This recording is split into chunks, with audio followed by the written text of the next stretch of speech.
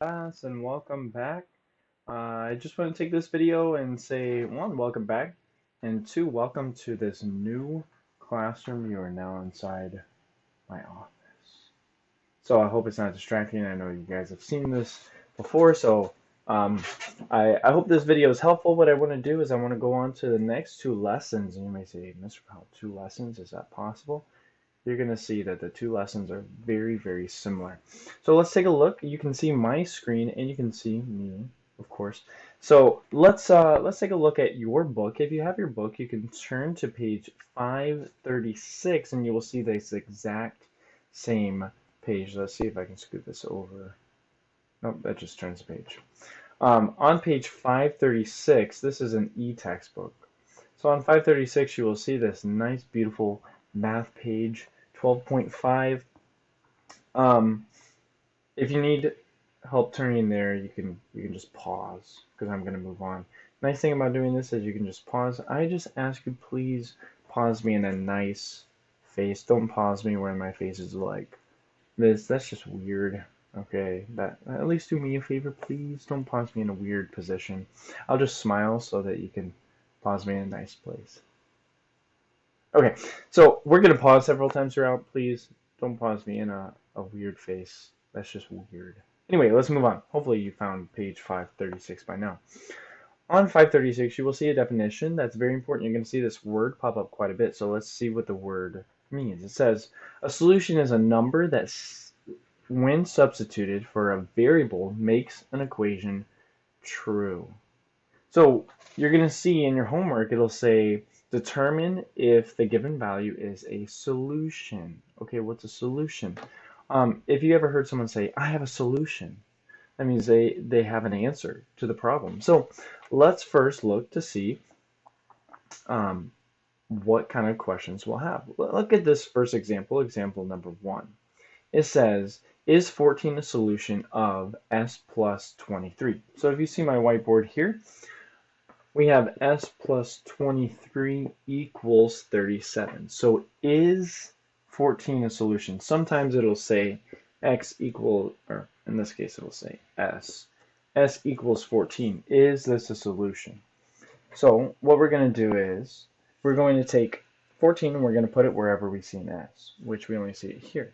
So we're going to write 14 plus 23 equals 37. Does 14 plus 23 equal 37?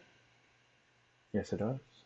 So since this is true, we get 37 on this side, 37 is on this side. It is a solution. Now, what if s was 10? I'm going to make up a whole new problem, okay? So don't even look at this problem on there. Let's see if we can go to just the screen. Now, what if I had a different problem? I'm going to make one up. What if I said x plus 10 equals 12? And I said that x was equal to 5. That's what the problem says, okay? Now, the question says, is this a solution or not? How do I solve? I just put whatever my x is, wherever I see an x. I only see one x. Here, so I'll put a 5 where I see an x. I see 5 plus 10 equals 12. 5 plus 10 is 15. Does 15 equal 12? No, it does not. So my answer is no. Whereas in the problem we were told in a book, the answer is yes. I don't know if you can see. Ooh, whoa, what was that? Groovy green. Sorry, distracted.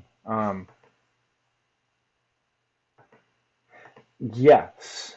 Sorry, I even get distracted not in class. Anyway, yes, it is a solution. So why don't you pause? Actually, no, let's do the first one again. Let's do number 1 of skill check 1. You do it with me as I do it on the board. It says x minus 5 equals negative 8. Now we're told x is negative 3. So all we do is put negative 3 wherever we see an x. And we have to say yes or no. Notice it says write yes or no. That's all we're going to do in the skill check. Super easy. So negative 3 minus 5. Well, remember, anytime we subtract, we add the opposite. So negative 3 plus negative 5 is equal to negative 8. Yes, negative 8 is equal to negative 8. So yes, our answer is Yes, that's all you write for these 2, 3, and 4. So I'm going to give it a nice face so you can pause and finish these. Hopefully you have those done. Hopefully you didn't pause. If you haven't paused, pause and do it because I'm going to give the answer, okay? Number 2, you should have gotten no. You should have got a no. 3, you should have got a no. Should have got a no for number 3. Number 4, you should have got a, I can't hear you right here. Yes. You should have got a yes. So number 1 is yes, number 2 is no, number 3 is no, number 4 is yes. So let's move on. Let's look at example number 2. That's going to be part of your homework for tonight, but you're also going to have something where you are not told the solution. Look to the next page. Turn to the next page, and you're going to see how to solve equations. So here we're given an equation like 9 plus n equals 32, and we're told to solve. Now you can read this box here, but I'm just going to give you a nice simple illustration, and that means to keep everything balanced. Now you may notice these things at the top. Guy is thrown into, you may be like, Mr. Powell, what are you watching? Well, let's see what we're watching, okay? This hopefully will help you in how to solve. We have this man, I don't even know what this contraption is, but he's on a spring, and obviously he gets thrown into space. He is still flying. Actually, he's in orbit now. Can we just see that again? I feel like one of those YouTubers reacting to videos. And there he goes. Poor guy. So why is he thrown into space? It's because he's not balanced. It's not a balance beam. So if it was balanced, you know, it would have been nice. Cute video, but no. The poor guy gets thrown into space because it's not balanced. Same thing here. In our equation, we have to keep it balanced. What I mean by that is we say what is going on with the variable. So the very first step is to identify what has been done to the variable. So what is going on with the variable? Well, the 9 is being added with the n. So we have to take away the 9 from this side because we want n equals something, because that will tell us what n equals. So we want n all by itself. Now, how do we get n all by itself? We take away the 9 because it's being added to the n. Now, if we take away 9, all of a sudden, this side just went way down. But if we take away 9 from this side as well, then this side is now balanced because we took 9 from this side and 9 from this side. So now they're both balanced. So 9 from 32, we get an answer of 23. Now, you may say, is that right? Well, let's put it back. 9 plus 23, is that 32? Is that a solution? Yes, it is. Let's practice some more problems. Let's go to example number 3. You know, sometimes it could be on the other side of the equation sign, but you can still same thing. 12 equals n plus 4. Well, right now they're being added, so we got to do the opposite to take it away. What's the opposite of addition? Is subtraction. That's what we did in our last one. So the opposite of addition is subtraction, so we got to do the opposite to this side, but we got to keep it balanced. If we take away 4 from this side, we got to take away 4 from the other as well, because this is the middle point. This is the balancing act. So if we take 4 on this side of the equal sign, we got to take away 4 on this side as well. So when you take away 4 here, we got to take away 4 here, and we get an answer of 8. 8 equals n, or n equals 8. Either one is fine. Either one is fine. Let's try skill check box number 2. Let's do number 1 together, like we did last time, and then we'll practice the others. So it says b plus 7 equals 22. Okay? If you can do this before me, please do. Rule number 1, check what is going on with the variable. Okay? B is being added to 7. Rule number 2 is do the inverse. If you ever have to go back to the rules, let me help you. It's back on page 537. So we have to do the inverse. What does inverse mean? It's really like the opposite. So like I said, what's the opposite of addition? Subtraction. What's the opposite of multiplication? Division. What's the opposite of subtraction? Addition. What's the opposite of division? Multiplication. That is why these two sections, 12.5 and 12.6, go hand in hand. Because 12.5 is only adding and subtracting. 12.6 is multiplying and dividing. So since we have adding here, we're going to do the opposite, which is subtract. We're going to subtract 7, because now we're just left with b. That's what we want. We want b on one side. But we have to keep a balance. So 22 minus 7 is